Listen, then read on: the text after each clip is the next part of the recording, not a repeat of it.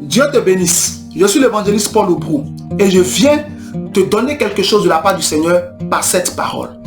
La Bible dit en Marc chapitre 5, verset 25 à 28, qu'il y avait une femme qui avait une perte de sang qui a duré 12 années. Et cette femme a parcouru tous les médecins sans jamais être soulagée. Mais la Bible dit qu'elle a entendu parler de Jésus et elle a dit qu'elle irait par derrière toucher son vêtement et que si elle touche uniquement son vêtement, elle serait guérie. Quand elle a touché le bord de son vêtement, elle a été guérie. Généralement, quand on entend parler de cette histoire, on se dit que cette femme, n'est-ce pas, était la première à poser une telle action. J'ai découvert dans les Écritures que non, elle n'était pas la première à toucher le bord du vêtement de Jésus pour être guérie. En Marc chapitre 3, verset 9 à 10, la Bible dit clairement que Jésus a ordonné à ses disciples de tenir à sa disposition une barque à cause de la foule qui le pressait. Et comme il guérissait beaucoup de gens, tous ceux qui avaient des maladies se jetaient sur lui pour le toucher afin d'être guéris. Vous voyez, elle n'était pas la première à le faire.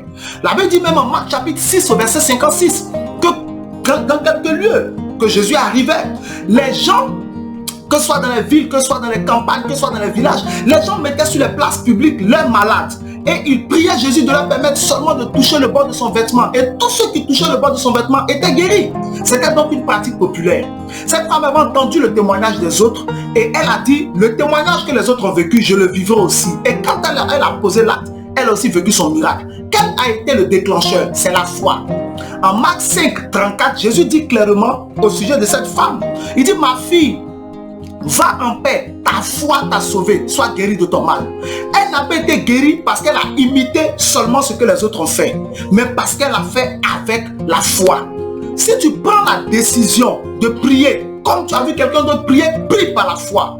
Ne prie pas, ne jeûne pas, ne prie pas seulement parce que tu as entendu les autres qui prient. Non, fais-le par la foi. Si tu as décidé de jeûner, jeûne par la foi. Tu as décidé de lire les Écritures, de les mettre en pratique, de vivre une vie chrétienne sérieuse. Fais-le par la foi. Tu payes ta dîme à partir d'aujourd'hui. Tu as décidé de faire tes offrandes. Fais-le par la foi. Ne le fais pas par mimétisme seulement. Ne le fais pas uniquement parce que les autres le font. Fais-le par la foi. Et tu verras le résultat s'accomplir dans ta vie. Je termine avec ceci. En Hébreux chapitre 11, verset 6, la Bible dit clairement, or sans la foi, il est impossible de lui être agréable. Car il faut que celui qui s'approche de Dieu croit que Dieu existe et qu'il est le rémunérateur de ceux qui le cherchent. Si tu fais les choses par la foi, Dieu te rémunérera. Dieu t'exaucera et tu verras la chose s'accomplir dans ta vie. À partir d'aujourd'hui, ma prière pour toi, c'est que Dieu honore ta foi et que Dieu te pousse vers l'avant. Que tu ne fasses pas les choses uniquement parce que les autres le font, mais que tu les fasses par la foi et Dieu honorera cette foi et cette croyance que tu as mise en lui. Que le Seigneur te bénisse. C'est ici que je te dis au revoir par cette parole. Ciao.